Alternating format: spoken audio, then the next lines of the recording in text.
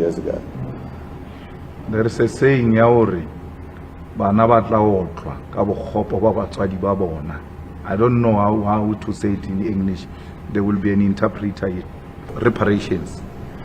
We have seen countries paying reparations. Generations way after those crimes were committed to those nations. The current generation taking responsibility for the sins committed by generations centuries ago. And that argument has never arisen. That no, why are you blaming us? Why are we the ones who are paying for the sins of our parents? So this matter that why are we paying for the sins of our parents or grandparents as the current generation is neither here nor there. You have inherited the debt and you shall pay the debt. In South Africa. Colonialism is violent. It's like racism. And the only way to deal with violence, you must be violent. Therefore, there is nothing wrong in engaging in a revolution and want to be suggesting that you can't be engaged in violence. Revolution itself is violence. My Lord, when the time comes and the conditions on the ground necessitate that arms must be taken, we'll do so without hesitation. Our forefathers did that and will not hesitate to repeat, because we have not achieved that which they fought for. But we are prepared, like we are doing now, engaging in a peaceful means. But the only way that you can get any support is to pretend that you're involved in the struggle against apartheid, even though apartheid has been over for 28 years. To say apartheid ended 28 years ago, it's a sign of being insensitive and racist, because apartheid did not end in 1994. We ushered in political freedom in 1994, and the economic apartheid remains intact. My Lord, I don't want to use your court to engage in ideological gymnastics with a person who has got no clarity, none whatsoever, what we stand for. You can vulgarize and insult Marxism the way you want, but it remains a guiding school of thought for the EFF. Yet my point to you is that your party, from what I understand, has received about 10% of the vote. At the way it stands no possibility of ever being elected into government. Do you currently run any municipalities, for example? I'm going to be president of this country, whether you like it or not, and I will preside over the affairs of this country, including presiding over you. I think you must start adjusting to that reality. The sooner you do that, the less chest pains you'll have when that reality comes. What chest pains would result? Racist chest pains.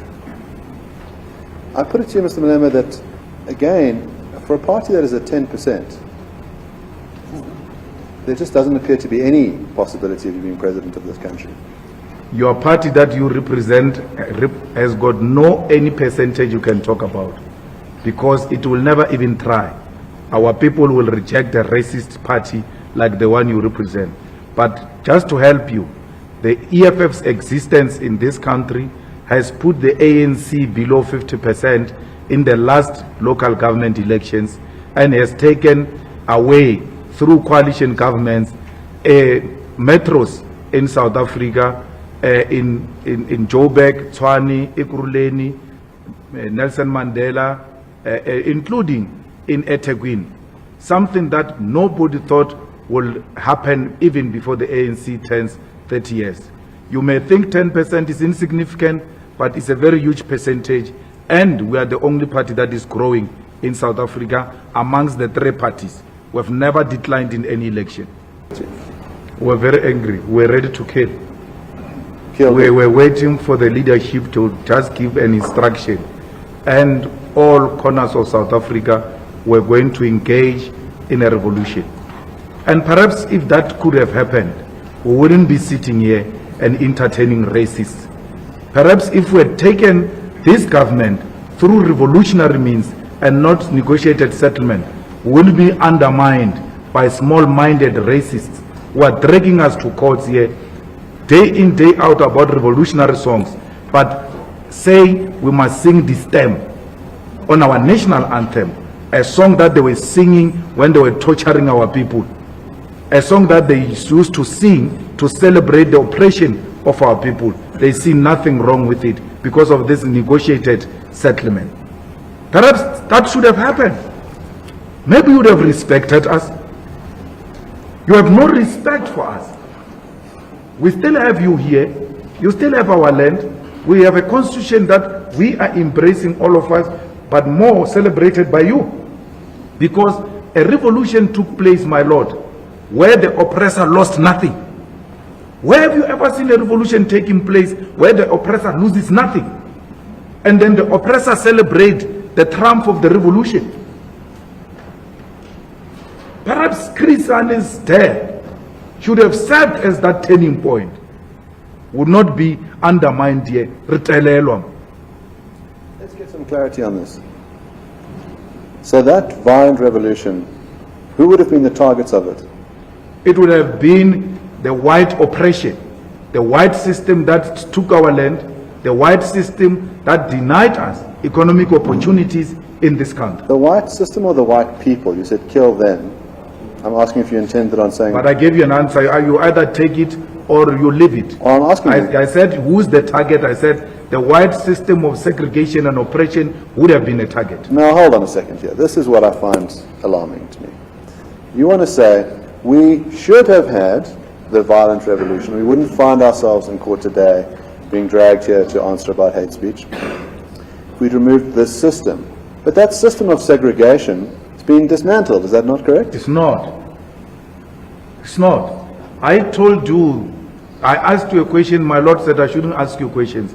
And there he intervened properly and decisively because you are not going to answer it. I asked you, who owns the Johannesburg Stock Exchange? Do you know, my Lord, that 2% of Johannesburg Stock Exchange, 2% is owned by 100% owned black business? 2. There's nothing beyond 2% in the Johannesburg. What do you call that? That's an economic oppression. When you talk the land, and we're talking here agricultural land, the study that was conducted on agricultural land is 7.5%. I'm answering your question of oppression. The question was about, you said, when Chris Hani was killed, we wanted to kill them. Right? And you said, maybe it would have been better if we'd done that. Yes. And I'm asking you who them was. The system, the white system of apartheid should have been attacked and collapsed and brought to its knees, violently so. Perhaps if we had done a proper revolution. Because, you know, my Lord, we're sitting here with pain, with trauma, and to be interrogated by people like this, who perpetuate the segregation, who continue to promote racism in this country. It's really unfair. No, it's unfair. The complainant has led witnesses who survived farm attacks, who expressed real trauma, who themselves, the one witness was shot and his wife was murdered in front of him. The other one discovered her husband after being shot in the head. That's real trauma. The testimony from them was that when they hear chants like kill the Boer, kill the farmer, that brings back those memories of real trauma, real vivid trauma, recent trauma. And you have taken the position that that trauma doesn't matter, that only your pain matters. That strikes me as a failure of humanity. My Lord, a real trauma of two people is called a real trauma. A trauma of my parents who have had to pick up the dead bodies in Soweto, of their children who went to school and came back dead. That is not called a real trauma. The 80s, our children killed in the 90s, that is not called a real trauma. A real trauma is white. It has got color. Of two families, I'm talking here, thousands of children have died. Thousands of children have seen their mothers being tortured. I was young when police walked into my mother's house and she was sleeping. They took off her blankets off. Men. She was not dressed up. She was sleeping. Men took off her blankets. I live with that for the rest of my life. That some strange men came into my house and took off the blankets of my mother to search if she's not a terrorist. That is not real trauma because it's not white. A black child's trauma is not a trauma. We are still a traumatized nation, if you don't know. And that trauma is real. And don't push us to that pain. Because when that day comes, we'll not be scared. We've lost everything. We survive by the day. We don't know what tomorrow holds for us. I've elaborated. When you say you'll not be scared, what do you intend on doing? I'm not scared of death. I'm not scared of death. I don't know why I'm still alive. Are you scared I of killing? died long time ago. Are you scared of killing? I'm not scared of killing. A revolutionary is a walking killing machine. Not scared of death. If that need arise, I will kill. And I will do so with no hesitation, especially in defense of my people. I'd like to refer you to Peter Macaber's singing of Kill the Boer, Kill the Farmer. It's at page 194 of the book.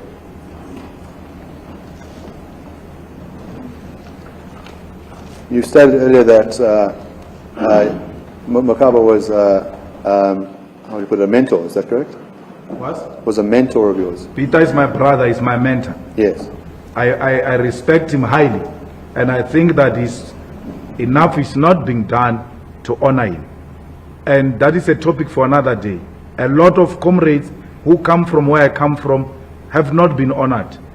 They are looked down at, and a temptation exists that their names must be erased from the books of history. And Peter belongs to that history. He has not been honored properly.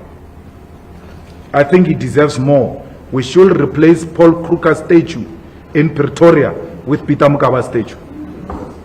So I'd like to read to you it's an extract from the book. It's at page 194 of the book. It says, Macaber was particularly known for popularizing the song Kill the Boer, Kill the Farmer. On 17th of April 1993, Macaber addressed a mass rally in Khayelitsha just outside Cape Town in the Western Cape. We led the crowd in chanting, Kill the Boer, Kill the Farmer. The slogan, Bulula Mabunu, Kill the Boers, was used. The song had been a popular song of the ANC in its military wing in Kontra Mosizwe in its armed struggle against the white minority government. Despite severe criticism, Macaber persisted, even going further to a rally at Shoshonguvwe Technikon near Pretoria, Gauteng, on 21 April the same year. He said, in quotes, "Let me make it clear. What I said was, kill the farmer, kill the Boer, shoot to kill. This is our culture, this is our tradition. Those who disagree can go to hell." Would you endorse? I don't know that speech, my lord. I don't know what you are reading. Well, then I can ask you just... we can refer you to the... If you can have a copy of the book in front of you, then you can read it. Which one? It comes from this book. I don't want to touch that book. It has got blood. I don't want to touch that book. It has got blood of black people. I don't want Ruth's book next to me. Give me Richard of the Earth, if you want. Yes. Well, this... Wow. Now, these bitter resentments, even as we have seen from the judge who is questioning, Malema over his, remarks that he had made in one of his, rallies, kill the Boer, kiss the farmer. Now, it seems to me that, Malema is not comfortable at all because each and every time he's on the defendant side, he feels like he shouldn't be questioned because he's at home. Number two, seated on the bench or maybe put in that particular area where he is responding to a white man's, question, literally to be interrogated by a white man. I don't know how it is to make this particular gentleman, Malema, feel. He feels disgusted. He feels to some extent that kind of like uncomfy, to be, hey, I cannot be, like questioned or interrogated interrogated by such. But those and the very many more, scenarios where he has exhibited such kind of, attitude. I don't know if there would be maybe the elements of leadership or a leader who's supposed to maybe portray such kind of, qualities. But I can say that, see, it calls for, it takes another level beyond just sitting there being interrogated by a white minority, to whom maybe even in case he wins this particular election, and time is a test of time. Time will tell whether that one's going to happen. He needs also to show that he's a symbol of unity as a president. But now, in as much as even is just one person, because this particular exhibit, this case study is just one example that will make everybody, know who the person, the kind of a person Malema is. And I don't know, during that particular time when he was being interrogated, but of course, this is a video that we've just taken from the archive, and we are looking into this particular guy's life, this particular gentleman's life, from the very past, and we're getting to know more, and we are learning more about, where South Africa is coming from, where is it currently, and where is it, going. And for me, it's just an humble opinion. I also say that I do stand corrected. Do drop us your comment on the comment section. Let us exactly know what you're thinking about this particular video, and of course, above all, Malema's actions and how he should be proceeding, even as we are waiting to see the turnout of these particular elections. It's felt like 35, almost, 3 weeks, or 4 to 5 weeks at most, and then we see the results on the votes. For me, it's an adios. Stay safe.